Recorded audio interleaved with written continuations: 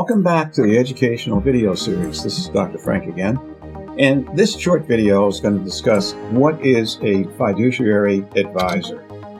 Now, the roles of advisors are different. An RIA is a registered investment advisory firm, and that's basically what we are at Pelican Wealth Advisors.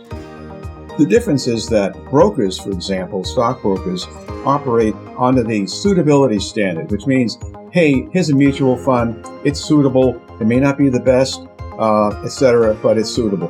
Okay, so it generally will represent the broker-dealer's interest first and the client's second.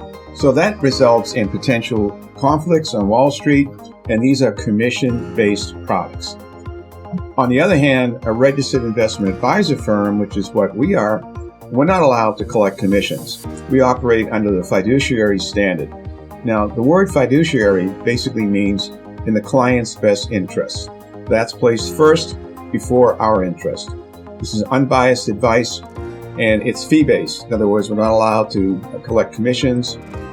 We basically charge a fee for planning and for managing money. So here you see pictures of a broker. In this case, it was Michael Douglas in a famous Wall Street movie where his famous saying was, "Greed is good," and here's a doctor. So that's the difference between the analysis here, where he's greed-driven and the doctor's trying to do what's right for you. And here's an example of some hidden stockbroker fees that you should be aware of, regardless of where your money is being managed.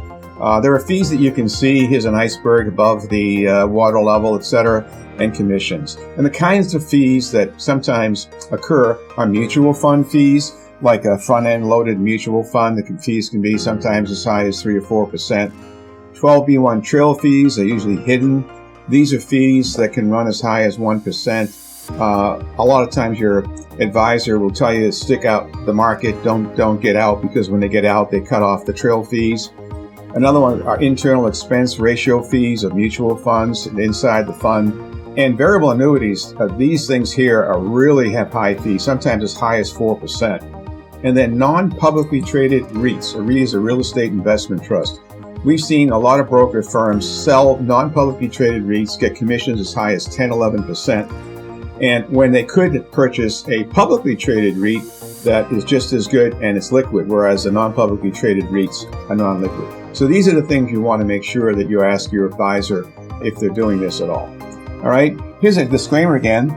And what I want to do is invite you to watch the next video, which is really an entertaining video that probably does even a better job than I can in describing the difference between a fiduciary and a broker.